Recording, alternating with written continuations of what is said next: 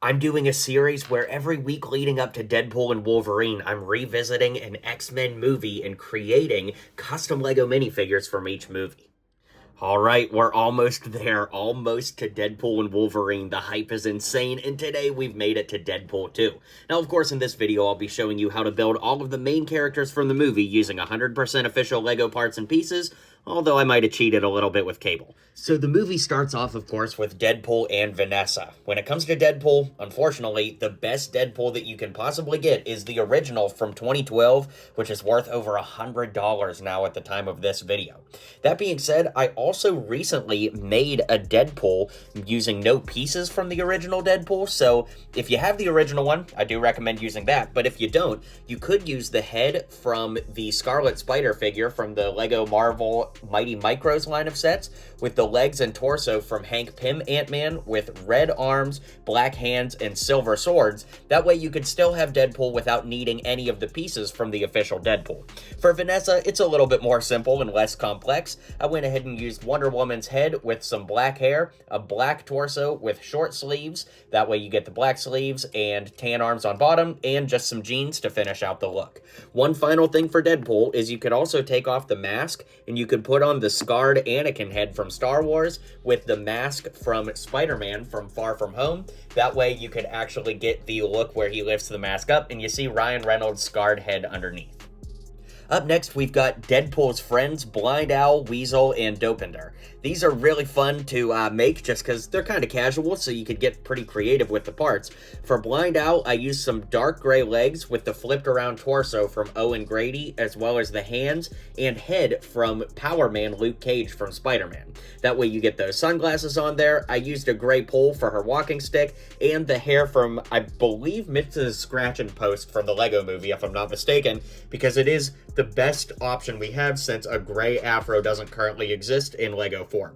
For Weasel, I used this torso that came from the Lego Fun in the Park set. You could really use anything though, he doesn't have like a super specific outfit in this movie, with dark gray legs and the head from Kevin, aka Chris Hemsworth's character from Ghostbusters 2016, with some Thor hair, ironically. Then for Dopinder, I used the hands and head from Namor from Lego Marvel with just some regular hair here, just kind of pushed back hair. This torso comes from the Queer Eye set, and I think the legs come from there as well, if I'm not mistaken. Up next, we've got the main X-Men that are Deadpool's friends, Colossus, Negasonic Teenage Warhead, and Yukio, which is pretty fun. So for Colossus, it's the same as the last Deadpool video. We've got the flat top black hair with the head from Ebony Maw from the Sanctum Sanctorum, the modular one that is. The flipped around torso is from Nightwing from DC with silver arms, black gloves, black legs, and 1x1 studs so that when he's standing next to another minifigure, he is slightly taller, which works pretty well. Then for Negasonic Teenage Warhead, you guys didn't like the head I used on the last one, so this time I went ahead and used Hermione's head, I believe from Lego Dimensions if I'm not mistaken, with this torso from Lego City. Works pretty well with her yellow shirt. On the City torso, it's supposed to be, you know, like the skin of the figure, but here it actually kind of looks like a yellow t-shirt, which works pretty good. Then, of course, we've got tan hands, black legs, and spiky black hair. And for Yukio, I made sure she had a cell phone, used this purple hair. I don't remember where it's from, but I'm sure someone in the comments will.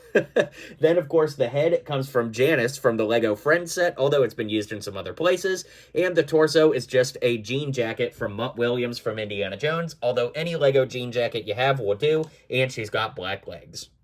Up next, we've got Russell, aka Firefist, and Cable. These were really fun to build, and it's crazy to think that I built customs of these years and years ago. Really, my channel was pretty new back then, and here I am making them again all these years later. Really insane. Anyways, for Russell, I used these mid-sized legs with the torso from Maisie from Lego Jurassic World. Then the hands and head come from Ned from Spider-Man Far From Home with this black hair that's kind of swept to the side, and of course a power blast, well, it's not a power blast, but a little effect in his hands to show that he's got the flame power on. Then, of course, for Cable here, the rarest part is actually from Jace Malcolm from Star Wars The Old Republic. Then I took a pair of wire cutters and actually cut up a piece of black hair so it's like a little bit more of a fade. I actually think it looks pretty good, to be honest with you. The cape comes from one of the Mandalorian soldiers from the Star Wars Battle Pack from 2020. Then the arm, which you can see has some metallic detail on it, as well as the legs, come from the Winter Soldier, aka White Wolf, from the Bricktober Infinity War pack. The torso is flipped around from Tasu Leash from Star Wars, with a brown arm, a tan hand, a dark brown utility belt, and a teddy bear, just like we see in the movie.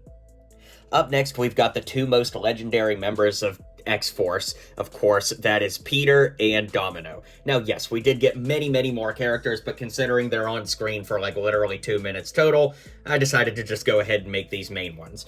For Peter, the torso and legs come from Eric Selvig from the Avengers Tower set with some flat top brown hair, and really any tan head with a mustache I think would do. Believe this one came from a Star Wars battle pack a number of years ago.